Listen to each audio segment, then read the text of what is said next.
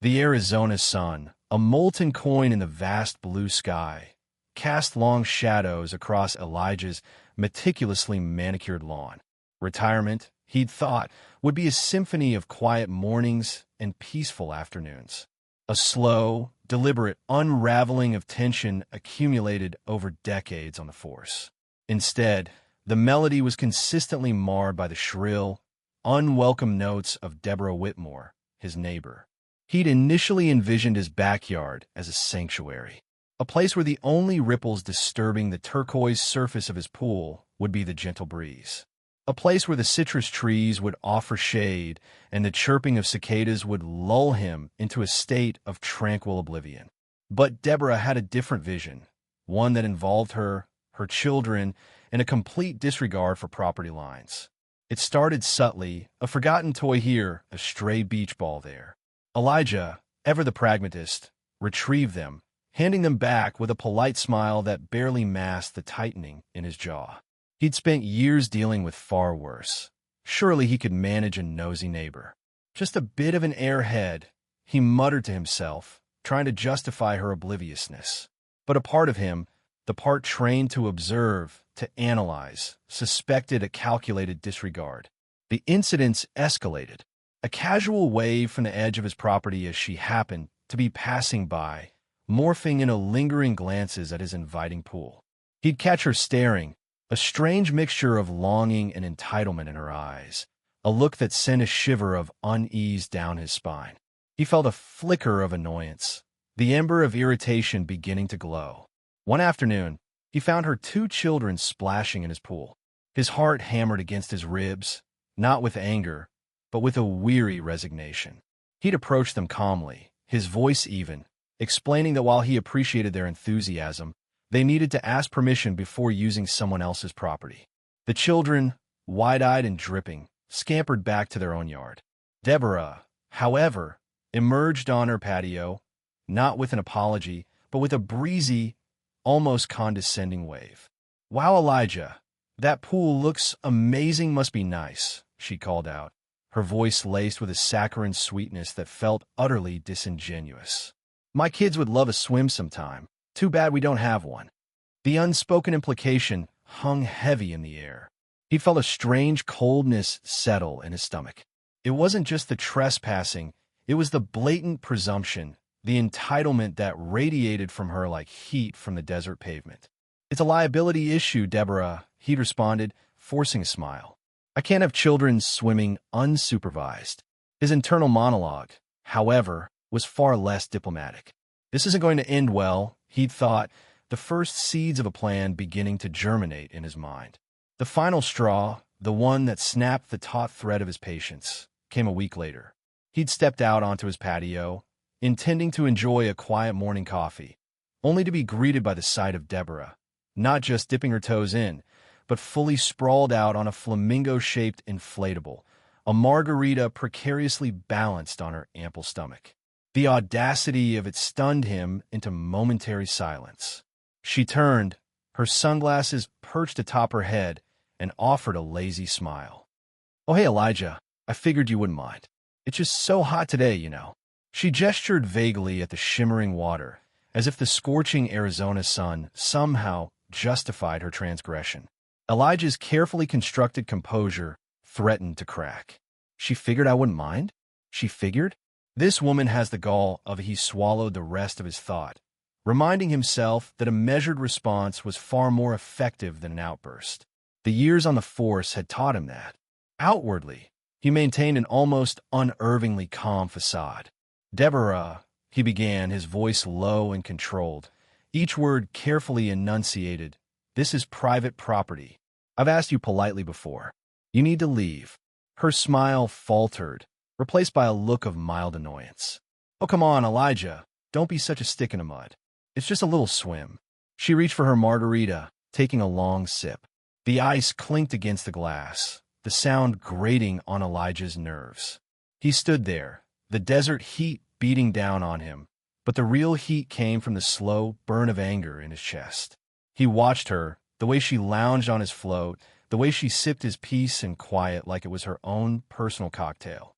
He watched, and he planned. The wheels were already in motion. He knew exactly how this would play out. He just needed to make a few phone calls. A ghost of a smile played on his lips, the smile of a predator who just spotted its prey.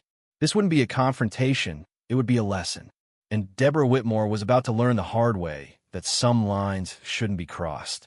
The Arizona sun beat down on the newly erected fence, its shadow a stark line across the manicured lawn.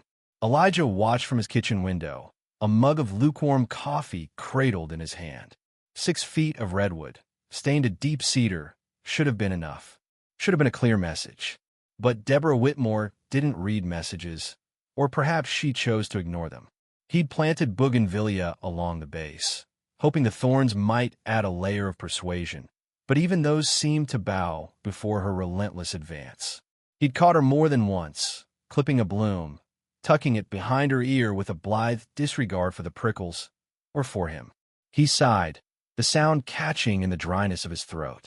Retirement wasn't supposed to be this tactical. He'd envisioned lazy afternoons by the pool, the only ripples those caused by his grandchildren's joyous splashes. Not this constant, low-humming tension, this feeling of being besieged in his own sanctuary. 2 days later, the lock appeared, gleaming silver against the dark wood of the gate. A small, but necessary escalation.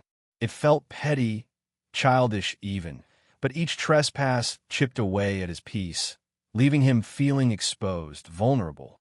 He told himself it was about the principle, about protecting his property, but a deeper, more unsettling feeling gnawed at him, a sense of losing control. Control, he realized with a jolt, was something he'd always clung to, a necessary shield forged in the crucible of his years on the force. He wasn't naive enough to think the lock would be a deterrent. It wasn't. Deborah simply climbed over, her laughter echoing across the yard like a wind chime in a hurricane. He watched, incredulous, as she landed lightly on his side of the fence, smoothing down her sundress as if she were merely stepping out of a car. "Oh, Elijah," she trilled, catching him staring. "Such a lovely afternoon for a swim, isn't it?" Her smile, wide and unapologetic, felt like a slap.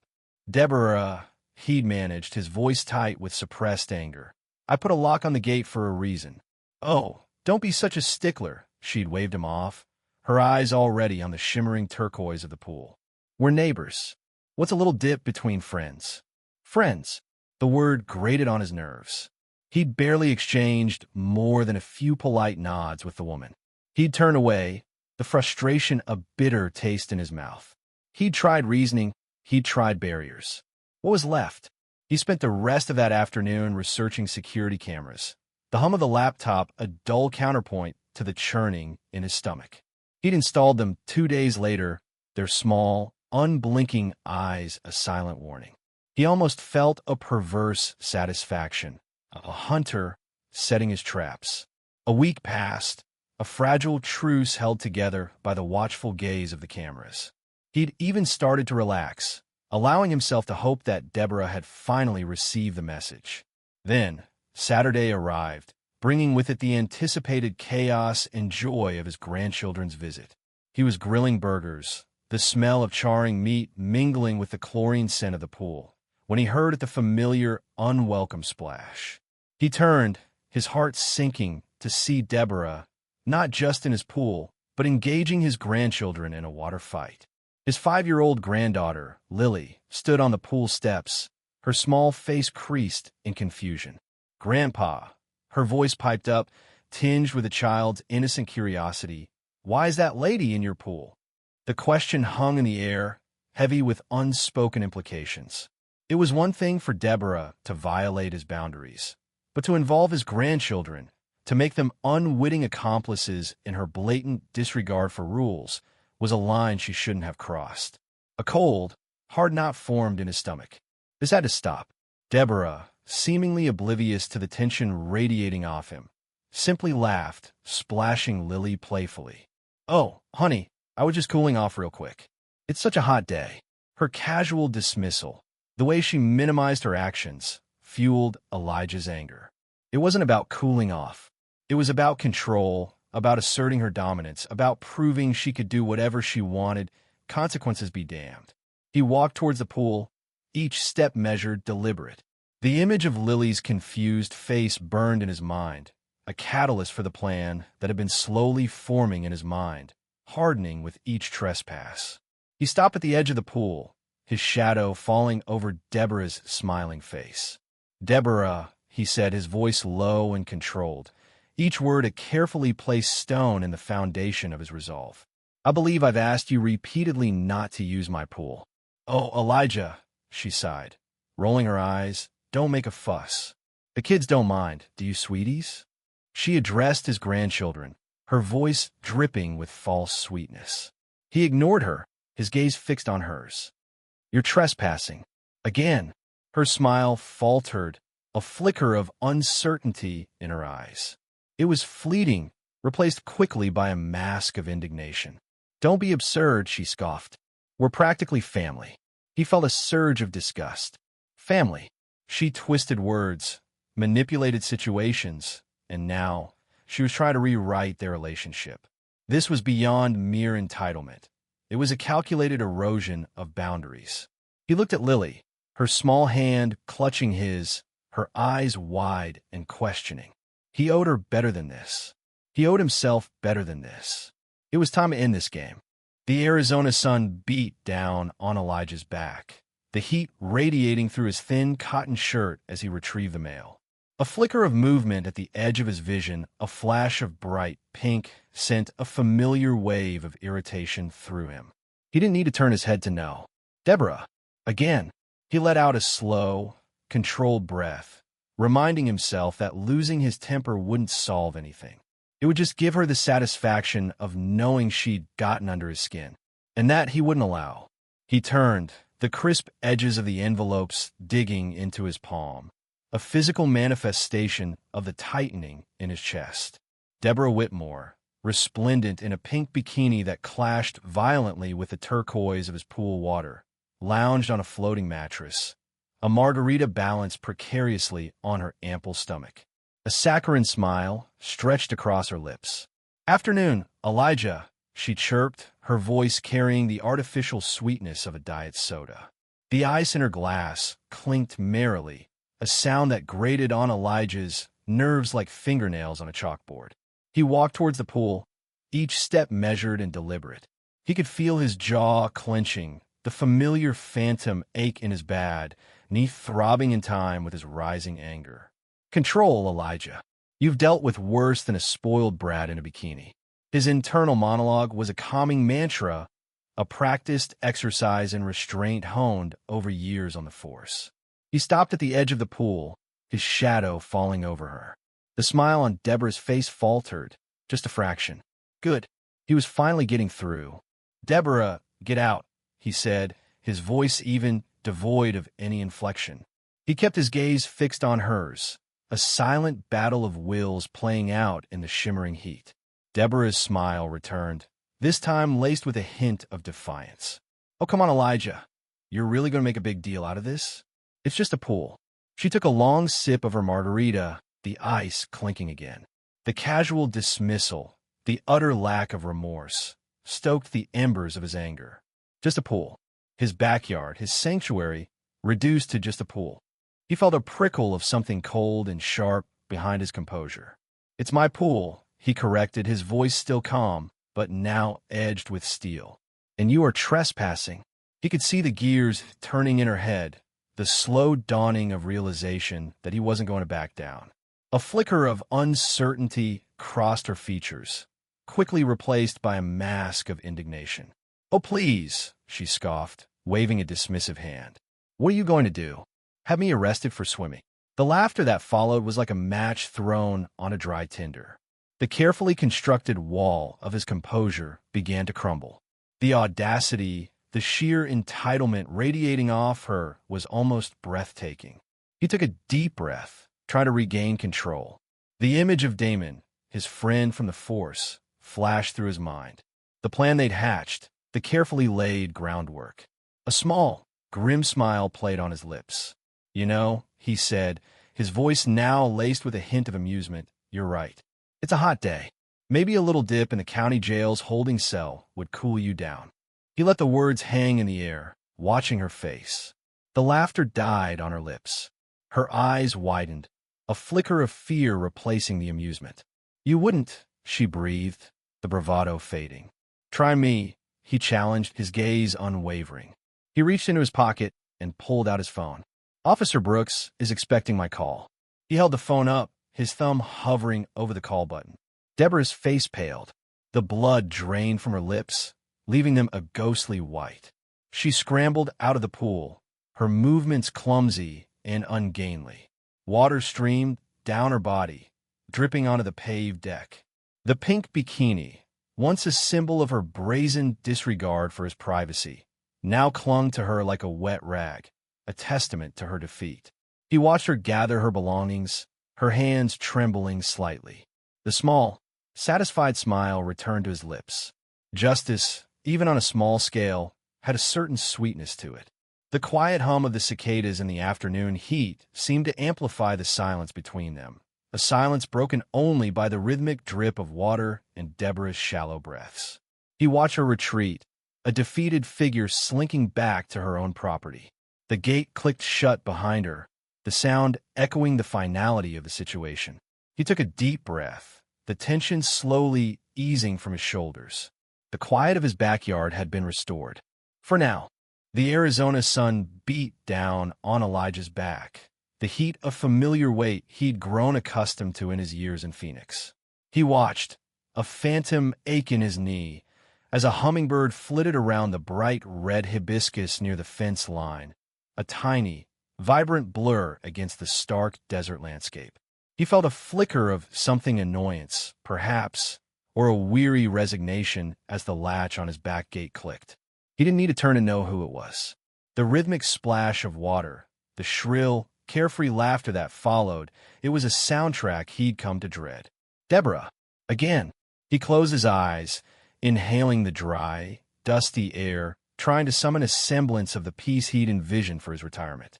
He'd spent years chasing shadows, wrestling with the darkness that clung to the edges of humanity. Retirement was supposed to be his sanctuary, a quiet space where the only sounds were the gentle whisper of the wind and the chirping of cicadas. Instead, it had become a battleground, and his opponent was a woman whose weapon of choice was an utter disregard for boundaries. He pictured Deborah, tanned and oblivious, floating in his pool, her laughter echoing in the stillness. The image tightened something in his chest. He wasn't a violent man, but there was a cold, hard knot of anger forming in his gut. He had tried reason, polite requests, even thinly veiled warnings. None of it had worked. He took a slow, deliberate breath, the years of police work surfacing in his methodical approach. He reached for his phone, the cool metal a stark contrast to the burning Arizona heat. "Damon," he said when his former colleague answered, his voice low and steady. "She's back. Time for phase 2. He hung up before Damon could respond, a grim satisfaction settling in his stomach. He wasn't enjoying this, not exactly, but there was a sense of inevitability to it, a feeling that this confrontation had been brewing since the first time Deborah's manicured toes had touched his pool's cool water. He watched the hummingbird again, its wings a blur of motion, a tiny creature fiercely defending its territory. He could respect that. Across the street, in her perfectly manicured front yard, Deborah Whitmore adjusted her oversized sunglasses, a self-satisfied smile playing on her lips. The sun felt glorious on her skin, the water a refreshing escape from the desert heat. She'd seen Elijah watching her earlier, that same disapproving frown etched on his face. It only fueled her enjoyment. He could glare all he wanted. This pool was practically an oasis in this desert wasteland, and she wasn't about to let some grumpy old man keep it all to himself. She took a long sip of her iced tea, the clinking ice a pleasant counterpoint to the gentle lapping of the water. "Oh, please," she muttered to herself, echoing the words she'd spoken to Elijah days before. "What's he going to do? Have me arrested for swimming?" The thought amused her. The man was ridiculous. The sudden crackle of a police radio shattered the illusion of tranquility. Deborah frowned, her hand instinctively going to her chest. Where was that coming from? Then she saw them. A police cruiser, lights flashing, pulled up in front of Elijah's house. Two officers emerged, their movements crisp and efficient. Confusion warred with a sudden prickle of unease. What were they doing here? "Ma'am," a voice boomed across the lawn. "Step out of the pool immediately." Deborah stared, frozen in place. The officer, a young man with a stern expression, was looking directly at her. Her mind raced. This couldn't be happening. It was just a swim. It was ridiculous. Slowly, reluctantly, she climbed out of the pool, the water dripping from her swimsuit onto the hot concrete. "Officer," she began, forcing a shaky smile, "I'm sure there's been some misunderstanding, Deborah Whitmore." The officer interrupted, his voice firm and unwavering. He held up a small device. "We have you on video, repeatedly trespassing on this property. Mr. Stone has asked you numerous times to stay away." He pressed a button, and the tinny sound of Deborah's own voice filled the air. "Oh, please, what are you going to do? Have me arrested for swimming?" The recorded words hung in the silence, a damning testament to her arrogance. Shame washed over her, hot and suffocating. Her carefully constructed world of entitlement began to crumble. She'd underestimated Elijah, and the depth of her foolishness now stared back at her from the officer's impassive face. Elijah watched from his back porch, his expression unreadable. He felt a flicker of something not quite satisfaction, but a quiet sense of justice served. He hadn't wanted this, not really, but Deborah had forced his hand. She had mistaken his quiet nature for weakness, his attempts at diplomacy for fear. She'd learned a valuable lesson today, a lesson about respect, about boundaries, and about the consequences of her actions. A figure emerged from the house next door, her face pinched with disapproval. It was Linda Avery, the HOA president. Her presence cemented Deborah's humiliation, broadcasting her transgression to the entire neighborhood. The quiet whisper of gossip, the knowing glances, the subtle shift in social dynamics. These were punishments far more potent than any fine or court appearance. Deborah, stripped bare of her arrogance, stood shivering in the afternoon sun, the weight of her actions finally sinking in. The silence that followed was heavy, broken only by the distant chirping of cicadas and the rhythmic splash of water, now empty of laughter, echoing in the stillness. The late afternoon sun cast long shadows across Deborah Whitmore's meticulously manicured lawn, the emerald green a stark contrast to the churning turmoil brewing beneath her carefully constructed facade. Elijah stood on her doorstep, the familiar weight of his police badge, now retired, a phantom presence in his pocket. He could feel Deborah's gaze, sharp and accusatory, boring into him. He'd anticipated this reaction, the indignation simmering just below the surface, ready to boil over. A small part of him, a remnant of the man he'd been before the quiet of retirement, settled over him, almost relished it. Almost. What is the meaning of this? Deborah's voice, shrill and laced with disbelief, cut through the quiet suburban air. Her perfectly coiffed blonde hair seemed to bristle with unspoken fury. Elijah noted the slight tremor in her hand as she clutched the strap of her designer handbag. He imagined her meticulously crafted world, one of perfectly placed flower beds and flawlessly executed dinner parties, was teetering precariously on the brink of chaos. Good. He met her gaze, his own expression carefully neutral. "Mrs. Whitmore," he began, his voice calm and measured, the years of police work lending it an undeniable authority. "As you know, we've spoken several times about you using my pool without permission." He paused, allowing his words to sink in. He saw a flicker of defiance in her eyes, quickly masked by a practiced smile. He knew this type, the kind who believed the rules didn't apply to them, the kind who saw apologies as weakness. "Oh, Elijah," she said, her voice dripping with a false sweetness that grated on his nerves, "you're being so dramatic. It's just a pool. Besides, it's such a hot day, and yours is always so inviting." Her smile widened, a predatory glint in her eyes. She seemed to believe that charm could erase her blatant disregard for his property.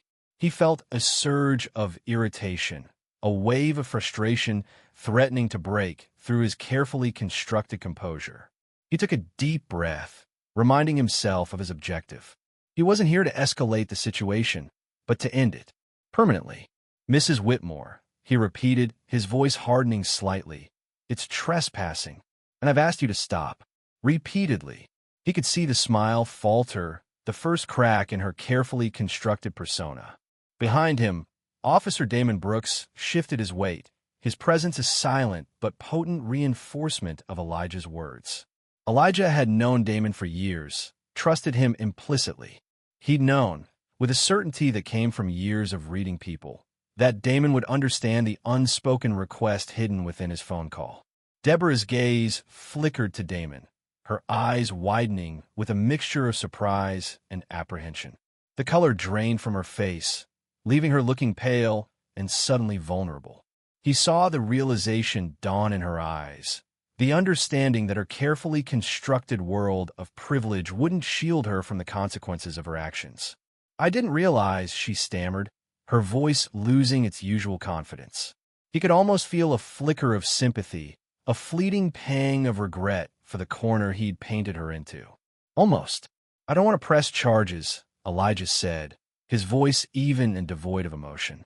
He saw relief flood her face, a fleeting moment of vulnerability before he delivered the final blow. But I do want a trespassing warning officially on file. The words hung in the air, heavy with unspoken implications. He watched as the realization of what this meant sunk in. A trespassing warning on record, a blemish on her pristine reputation, a story that would undoubtedly spread through the tightly knit community. It was a public humiliation, a far more effective deterrent than any fine or court appearance. Deborah's face crumpled. The carefully applied makeup couldn't hide the shame and anger simmering beneath the surface. He felt a pang of something akin to guilt, but quickly suppressed it. This wasn't about revenge, he told himself. It was about reclaiming his peace, about drawing a line in the sand. Damon stepped forward, his movements professional and efficient. He issued the warning, his voice devoid of any personal judgment, his presence a stark reminder of the authority he represented. The whole exchange was brief, clinical, and utterly humiliating for Deborah.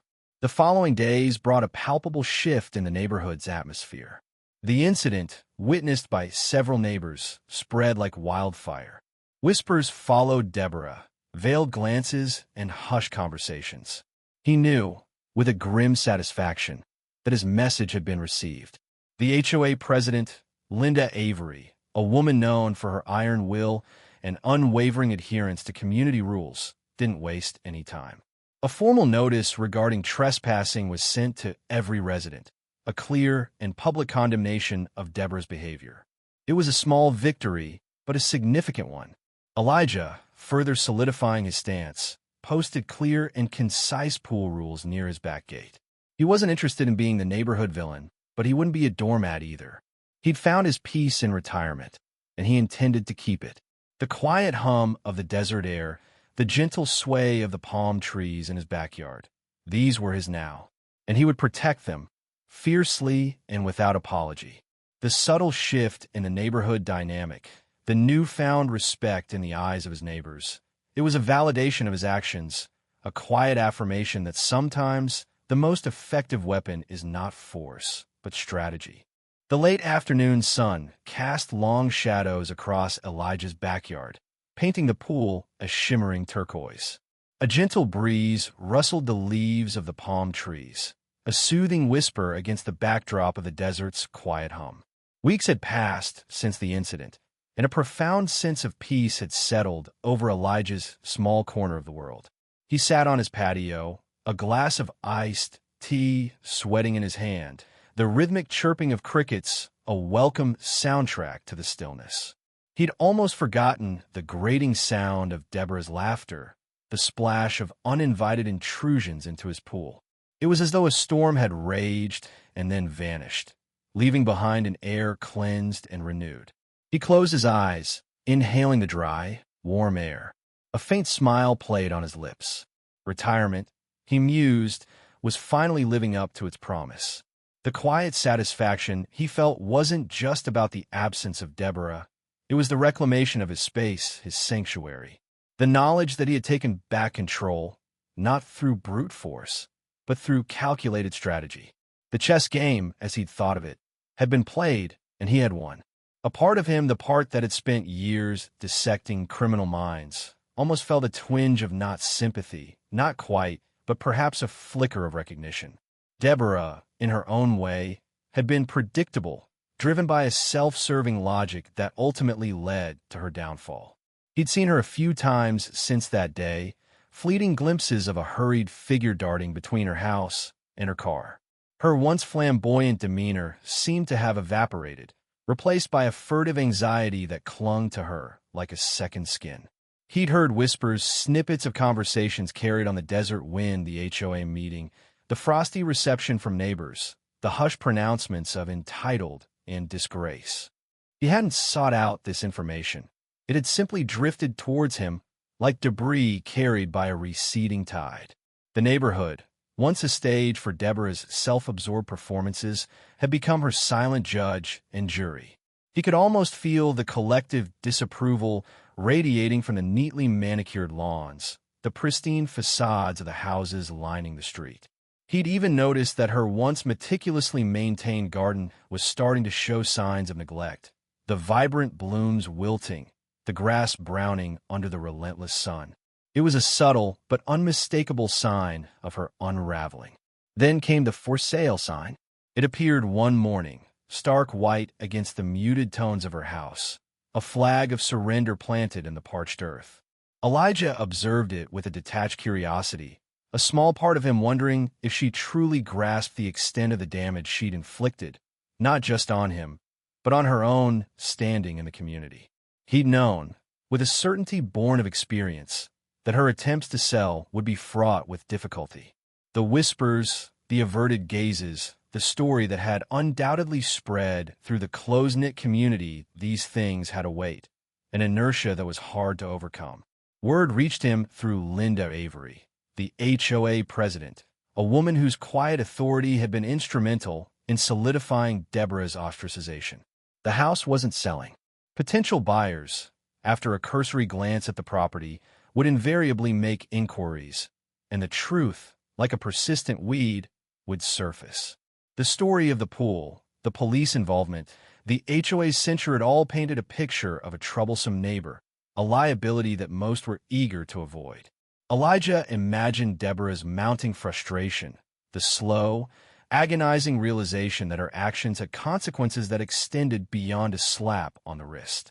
He pictured her pacing the empty rooms of her house, the silence amplifying her isolation, the unsold property a constant reminder of her social exile.